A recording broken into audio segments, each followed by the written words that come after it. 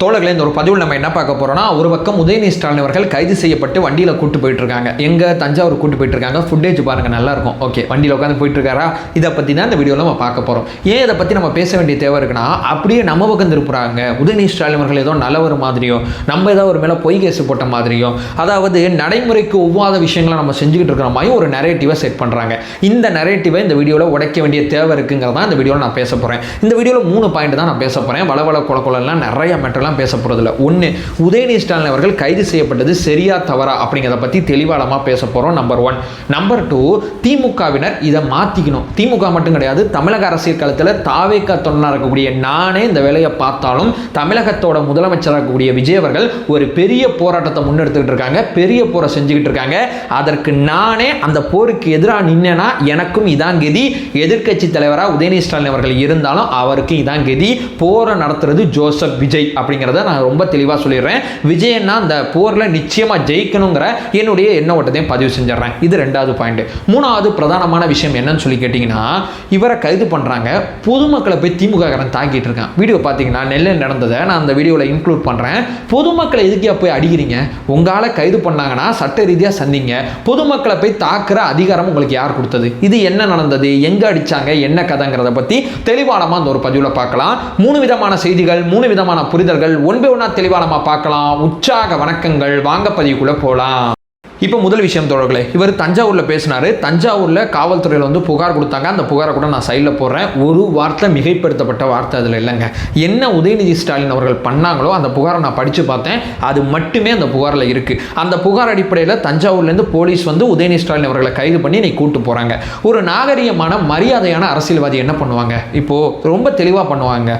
நேற்றே பண்ணியிருக்கணும். உதயநிதி ஸ்டாலின் அவர்கள் கைது செய்யப்பட்டு மீடியா போய் அவர்கிட்ட மைக்கை நீட்டுறாங்க. மைக்கை நீட்டும் போது என்ன பேசணும்? சாரிங்க, நான் அப்படி பேசிடக்கூடாது, பட் என்னை அரெஸ்ட் பண்ணிட்டாங்க, நான் சட்ட ரீதியாக அந்த விஷயத்தை சந்திக்கிறேங்க, அதற்கு நான் வருத்தம் தெரிவிக்கிறேன், மன்னிப்பு கூட வேணாம், வருத்தம் தெரிவிக்கிறேன், அது வாய் தவறி நான் பேசிட்டேன், அந்த க்ரௌடில் வந்து அந்த சவுண்டில் நான் ஏதோ பேசிட்டேன், 4 பேர் என்னை ஏற்றி விட்டான், நான் மேடையில் பேசிட்டேன், என்னதான் இருந்தாலும் பெண்களை மையப்படுத்தி அந்த கூட்டத்தோடு நான் உரையாடி இருக்கக்கூடாது, அந்த கூட்டத்தை நான் அமைதிப்படுத்தியிருக்கணும், சார் இப்படிலாம் பேசாதீங்க சார் நான் சொல்லியிருக்கணும், நானும் சேர்ந்து அவங்க கூட பேசுனது ரொம்ப தப்பு அப்படிங்கிற மாதிரி பேசியிருக்கலாம்ல, இல்லை வருத்தம் தெரிவிச்சிருக்கலாம்ல, கருத்தை பின்வாங்கியிருக்கலாம்ல, இந்த மாதிரி எவ்வளவோ விஷயம் பண்ணியிருக்கலாம்ல. இவர் என்ன சொல்கிறாரு?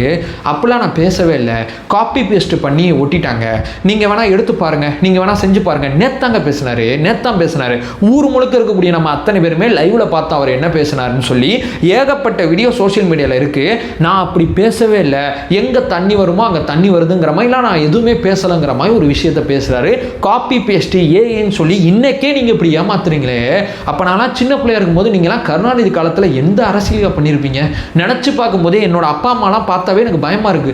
இவ்வளவு பெரிய அரசியல்வாதி மத்தியில் நீங்களாம் வாழ்ந்திருக்கீங்களேன்னு நினைக்கும் போது அப்படியே தலை சுத்துதுங்கிறது தான் யதார்த்தமான உண்மை.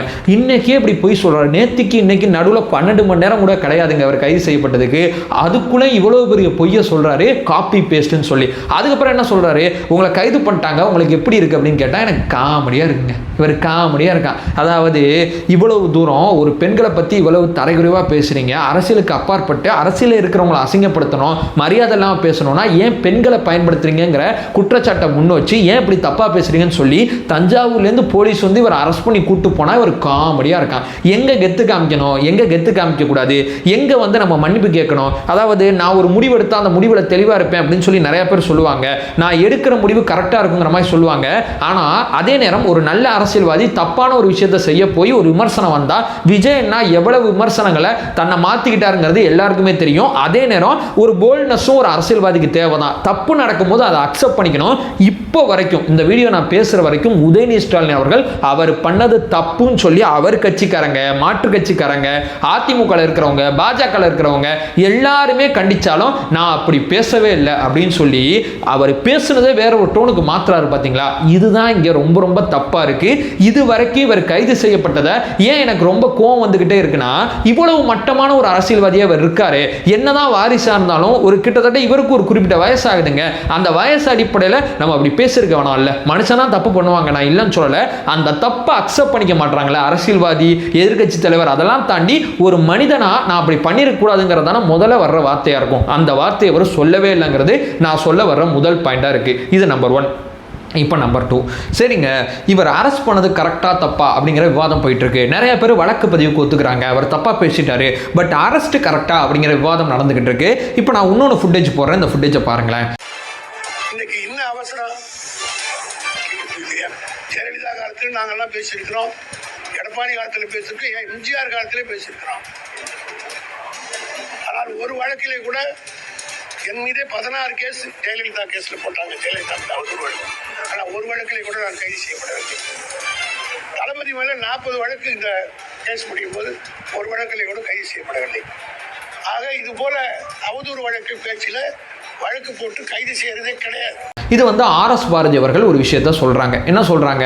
நாங்கள் ஜெயலலிதா அம்மையார் ஆட்சி காலத்தில், எம்ஜிஆர் ஆட்சி காலத்தில், கலைஞர் காலத்தில், அப்புறம் ஸ்டாலின் அவர்கள் காலத்தில், எடப்பாடி பழனிசாமி ஆட்சி காலத்தில் நாங்கள் அப்படி தாங்க பேசுவோம், அப்படி தான் பேசிகிட்டு இருப்போம், இதான் எங்கள் வேலை அப்படிங்கிற மாதிரி ப்ரெஸ் மீட் கொடுக்குறாரு. ஆனால் விஜய் என்ன ஒரு விஷயத்த முன்னாள்லேருந்து நான் சொல்லிக்கிட்டு இருக்கேன், நாகரிகமான மரியாதையான உரையாடல் இங்கே தேவை. ஸ்டாலின் அங்கிள்னு சொல்லி விஜய் என்ன சொல்லும் போது அந்த குதி குச்சாங்க, எப்படி அங்கிள்னு சொல்லலாம், எப்படி அவர் பயன்படுத்தலாம் அந்த வார்த்தைன்னு சொல்லி. இன்னைக்கு இவ்வளவு ஆபாசமாக தரைகுறைவாக அவர் பேசிகிட்டு இருக்காரு. இந்த கைது நடவடிக்கையை நிறைய பேர் அக்செப்ட் பண்ணிக்க மாட்டாங்க. ஏன் இந்த கைது இப்போ இவரை பண்ணினா 10 வருஷமா ஜெயிலில் வைக்க போறாங்க? அப்படிலாம் எதுவுமே கிடையாது. நீதிமன்றம் ஒத்துக்கிட்டா தான் இப்போ அடுத்த ப்ராசஸ் இங்கே நடக்க போகுது. நான் இல்லைன்னு சொல்லலை. இந்த கைது எதோட அடையாளமாக இருக்குன்னா, மரியாதையாக பேசு, நாகரிகமாக பேசு. எனக்கும் நான் இதை தான் சொல்லிக்கிறேன். ஏன்னா எனக்கு ஈத்தாப்பில் விஜயன்னா பெரிய போரை பண்ணிக்கிட்டு இருக்காங்க. இங்கே நாகரிகமான அரசியல் இல்லாமல் இருக்கு, மரியாதை இல்லாத அரசியல் இல்லாமல் இருக்கு. ஏன்னா நிறைய பேர் இப்போ அரசியலை கவனிக்கிறாங்க. முன்னாடியே அரசியல் சாக்கடைன்னு சொல்லுவாங்கன்னா, இப்போ நான் உங்களை விமர்சிக்கிறேன்னா உங்களை விமர்சிக்காம உங்க வீட்டில் இருக்கக்கூடிய பெண்களை வச்சு விமர்சிப்பேன். இதான் அரசியல்னா அப்படித்தாங்க இருக்கும் அப்படிங்கிற மாதிரி எல்லாம் சொல்லுவாங்க. இதெல்லாம் வேணாம். இங்க ஒரு நாகரிகம், இங்க ஒரு மரியாதை வந்து மேல வரணும். பரஸ்பர மரியாதை எல்லாம் இருக்குங்க. மரியாதையோட அரசியல் பண்ண அரசியல்வாதிகள் மத்தியில இன்னைக்கு இப்படியே நடந்து இப்படியே பேசி அரசியல்னா மரியாதை இருக்காது, அரசியல்னா ஆபாசமா இருக்கும், அரசியல்னா இரட்டை அர்த்தம் தான் இருக்குங்கிற ஒரு ஜோனு கொண்டு வந்துட்டாங்க. இது வேணாம். என்னுடைய தமிழ் பிள்ளைகளுக்கு இது வேணாம். அடுத்த தலைமுறைக்கு நான் நாகரிகமான அரசியல் நான் கொடுக்கணும்னு நினைக்கிறேன். அப்ப அநாகரிகமா எம்எல்ஏ பேசினாலும் சரி, அது எம்பியா இருந்தாலும் சரி, அது அமைச்சராக இருந்தாலும் சரி, எதிர்க்கட்சி தலைவராக இருந்தாலும் சரி, என்னுடைய அரசு நடவடிக்கை எடுக்கும் அப்படிங்கிறதுல ரொம்ப தெளிவாக இருக்காருங்க. ஏன்னா மார்க்கண்டேயன் எம்எல்ஏ, அதுக்கு முன்னாடி அனிதா ராதாகிருஷ்ணன், இப்போ பார்த்தீங்கன்னா எதிர்க்கட்சி தலைவராக உதயநிதி ஸ்டாலின் அவர்கள். உதயநிதி ஸ்டாலின் அவர்கள் எதுக்கு தெரியுமா அரெஸ்ட் ஆயிருக்காரு? அவர் வந்து புரட்சி போராளிகளாம் அரெஸ்ட் ஆகலைங்க. அவர் அப்படியே வந்து முகம் வந்து பயங்கரமா ஐயோ தூக்கிட்டாங்களே, நம்மளை அரெஸ்ட் பண்ண மாட்டாங்களா அவர் நினைச்சாரு. போராட்டம் அறிவிச்சாங்க, 2 நாள் கத்துவாங்க, நாளைக்கு அசம்பிளி வந்துடும், அப்படியே இந்த டாபிக் அமைதியாயிரும், அசம்பிளியில் போய் ஏதாவது சமாளிச்சாலும் நினைச்சாரு. ஆனால் அரெஸ்ட் பண்ணுவாங்கிறத அவர் எதிர்பார்க்கல. ஆனால் நம்ம அரசு அரெஸ்ட் பண்ணுங்கிறத நான் எதிர்பார்த்தேன். ஏன்னா நம்ம அண்ணன் பெரிய போரை நடத்திக்கிட்டு இருக்காருங்கிறத தொடர்ச்சியாக சொல்லிக்கிட்டு இருக்கேன். இந்த போருக்குள்ள நானே போய் சிக்கினாலும் எனக்கும் இதான் நிலைமை, நீங்க சிக்கினாலும் இதான் நிலைமை. ஸோ தன்னுடைய தரப்புல அரெஸ்ட் பண்ணலாம், நீதிமன்றம் முன்னாடி கொண்டு போய் நிப்பாட்டலாம், நீதிபதி முடிவெடுக்கட்டும். அனிதா ராதாகிருஷ்ணனுக்கு இல்லப்பா நீங்க வந்து கொஞ்சம் சைன் பண்ணிட்டு நீங்க வெளியே போயிருங்கன்னு சொன்னாங்க. மார்க்கண்டேயனை வந்து நீதிமன்றம் வந்து நீதிமன்ற காவலில் வச்சிருந்தாங்க, முன்ஜாமீன் கொடுத்திருந்தாங்க. இப்படி ஒவ்வொரு கைதுக்கும் நான் தப்பு பண்றவங்களும் உங்க முன்னாடி கொண்டு வந்து நிப்பாட்டிடுறேன். இப்படி பேசுனாங்க, தப்பா பேசுனாங்க, உங்க முன்னாடி வச்சிடுறேன், நீங்க முடிவெடுத்துங்க, அது உங்களோட சாய்ஸ். உங்களோட முடிவுல எனக்கு மாற்று கருத்து இருந்துச்சுன்னா நான் அப்பீல் போய்க்கிறேன். இவ்வளவுதான் மேட்ரு. இப்போ அனிதா ராதாகிருஷ்ணன் அவர்களுக்கு நீதிமன்ற காவலை வந்து தர முடியாதுன்னு சொன்னதை எதிர்த்தெல்லாம் மேலெல்லாம் போல. ஓகேங்க போயிட்டு போ, உங்களை ஒரு நாள் அரெஸ்ட் பண்ணோம்ல அது போதும், இனிமேல் நீங்கள் மரியாதையாக பேசுவீங்கல்ல. மார்க்கண்டேயன் அவர்கள் வந்து மிரட்டல் தோணி வகையில் அவர் பேசினார்னா இப்படி பேசக்கூடாதுன்னு சொல்லி நீதிமன்றம் உத்தரவாதம் வாங்கி தான் ஜாமீன் கொடுத்தாங்க. இனிமேல் இப்படி பேச மாட்டீங்களா? பேச்சு கரெக்டாக இருக்கணும் அரசியல் களத்தில். என்னுடைய வேலையை நான் பார்த்துறேன்னு சொல்லி விஜய் நான் பார்த்துறாங்க. இப்போ நீதிமன்றம் என்ன வேணா முடிவெடுத்துக்கிட்டோம், தஞ்சாவூரோட கோர்ட்டுங்கிறத நான் ரொம்ப தெளிவாக சொல்லிடுறேன். இது 2வது பாயிண்ட். 3வது, எங்க தெரியுமா திமுக மேலே நமக்கு கோவம் வருது? சரி, உங்களால் தப்பாக பேசிட்டாரு. இப்போது தப்பாக எங்கள் கட்சியில் யாராவது பேசுனாங்கன்னா நான் பொதுவாக ஒரு விஷயம் பண்ணுவேங்க. தாவேக்கால எனக்கு வந்து சில விஷயங்களை மாற்றுக்கிறது இருந்துச்சுன்னா முட்டெல்லாம் கொடுக்க மாட்டேன், அப்படியே அமைதியாயிருவேன். நான் ஒரு விஷயத்தை உட்காந்து பேசுனேன்னா அது ரொம்ப தெளிவாக இருக்கணும், ரொம்ப கரெக்டாக இருக்கணும். அப்படிப்பட்ட டாப்பிக்கை மட்டும்தான் நான் தொட்டு பேசுவேன். நான் பேசாத விஷயங்கள் தப்பானுச்சுங்கிறத நம்ம தோழர்களே சைலண்டாக புரிஞ்சுப்பாங்க. ஆமாம் அவன் பேசலை, ஏதோ தப்பு இருக்கு போல அப்படின்னு சொல்லி புரிஞ்சுப்பாங்க. கட்சி அடுத்ததாக அவங்க மேலே நடவடிக்கை எடுக்கும், அந்த விஷயத்தை மாற்றும். நீங்கள் கவனித்து பார்த்தீங்கன்னா அத்தனையுமே தெரியும். ஆனால் உதயநிதி ஸ்டாலின் அவர்கள் கைது செய்யப்பட்டோன்னே இந்த செய்தியை பார்க்கும்போது தப்பா பேசிட்டாங்க, அரெஸ்ட் பண்ணிட்டாங்க, சட்ட ரீதியாக கோர்ட்டு கூட்டு போயிட்டு இருக்காங்க. கோர்ட்ல வாத பிரதிவாதங்கள் அடிப்படையில் நீதிமன்றம் முடிவெடுக்க போகுது. எதுக்கு இதுக்குள்ள கலவரம், எதுக்கு இதுக்குள்ள சாலை மறியல்? ஏதோ வீட்டு வாசல்ல கோஷம் போட்டீங்க, ஆகா ஓகோன்னு கத்துனீங்க, ஓகே அக்செப்டட் டன். எதுக்கு ரோட்ல போயிட்டு ஊர் முழுக்க உட்காந்து மறைச்சிக்கிட்டு இருக்கீங்க? நெல்லையில் நான் சைடில் வீடியோ போடுறேன். அவர் என்ன சொல்றாரு, அந்த வண்டியில் போனவர், ஐயா கொஞ்சம் ஓரமாக உட்காருங்க, நான் போய்க்கிறேன், என் வேலைக்கு போயிட்டு இருக்கேன். எங்கேயோ போயிட்டு இருக்காருங்க அந்த மனுஷன், ஸ்கூட்டியில் போனவர். அவரை போட்டு அடிக்கிறானுங்க. நீ என்ன எங்க தலைவர் அரெஸ்ட் பண்ணிட்டாங்க, உங்க தலைவர் என்ன பெரிய சுதந்திர போராட்ட தியாகியான்னு கேட்கிறேன். இல்ல வந்து பெரிய பெரிய சீர்திருத்தம் பண்ணவரா? மக்கள் போராட்டத்தை எதிர்த்து அவர் வந்து அரசியல் பண்ணிட்டாங்களா? இல்ல பயங்கரமா ஏதோ பண்ணதுனால கைது பண்ணாங்களா? பெண்களை பத்தி மரியாதை இல்லாம ஆபாசமா இரட்டை அர்த்தத்துல பேசுனதுனால அவர் அரெஸ்ட் பண்ணிருக்காங்க. இவருக்கு எதிராக இவர் உட்கார்ந்து போராட்டம் பண்றாரு. அது கூட உங்களோட உரிமையா இருந்தா கூட ஓரமா போய் பண்ண வேண்டியதானே. சாலை மறியல் சத்தியமா சொல்றேங்க. இப்போ எனக்கு ஒரு கோரிக்கை இருக்கு. இந்த அரசாங்கம் அதை நிறைவேற்றணும்னா நான் ரோட்ல போய் உட்கார மாட்டேன். ஏன்னா ரோட்ல 10 பேர் போற இடம்.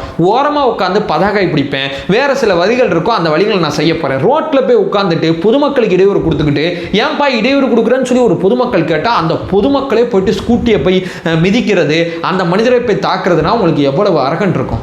இது ரொம்ப ரொம்ப தப்பு. உதயநிதி ஸ்டாலின் அவர்கள் பேசுறது எவ்வளவு தப்போ அதை விட இந்த தொண்டர்கள் நடந்துக்கிற அந்த அணுகுமுறை இருக்குல்ல, அது ரொம்ப ரொம்ப தப்பா இருக்குங்கிறதா யதார்த்தமான உண்மை. இப்ப நீதிமன்றம் என்ன முடிவெடுக்க போகுது, என்ன செய்ய போகுதுங்கிறது நமக்கு தெரியல. நீதிமன்றம் என்ன வேணா முடிவெடுக்கட்டும். விஜய் அண்ணா ஒரு விஷயத்தை முடிவெடுத்துட்டாரு. தமிழக அரசியல் களத்தில் மரியாதை இல்லாம தரைக்குறைவா பேசுனீங்கன்னா உங்களை நாங்க கைது பண்ணுவோம். அது யாரா இருந்தாலும், யார் புகார் கொடுத்தாலும் அந்த நடவடிக்கை மேற்கொள்ளப்படும். கொஞ்ச நாளைக்கு முன்னாடி வந்து இவர் அந்த திருச்சி சூர்யா இருக்கார்ல, அவர் அது மட்டும் இல்லாமல் ஒருத்தர் பேசிட்டு இருப்பார். அவரோட பேரை கூட நான் சொல்ல, அவரோட சேர்ந்து அரெஸ்ட் பண்ணாங்க. ஸோ மரியாதை இங்கே ரொம்ப முக்கியம். ஆபாசம், இரட்டை அர்த்தம் அப்படிங்கிறது தமிழக அரசியல் களத்தில் இனி இருக்கக்கூடாது. நாகரிகமாக நிர்வாக ரீதியான அரசியலை நோக்கி பேசுவோங்கிறது தான் விஜய் நான் சொல்ல வர்றது. அதற்கு ஆப்போசிட்டாக யார் நின்னாலும் அது யார் என்னெல்லாம் பார்க்க மாட்டார். கைது நடவடிக்கை தொடருங்கிறது தான் யதார்த்தமான உண்மை. அதை சொல்லிட்டு இந்த வீடியோ நான் என் பண்ணிக்கிறேன். நம்ம சேனலை ஃபர்தராக ஃபாலோ பண்ணிங்கன்னா பொலிட்டிக்கல் சார்ந்து மிக முக்கியமாக பல்விதமான விஷயத்தை பார்த்துட்டு இருக்கோம். நம்மளோட ஒரே நோக்கம் அறியாமை அகற்ற வேண்டும், அறியாமை அகற்றப்பட வேண்டும். Thank you so much.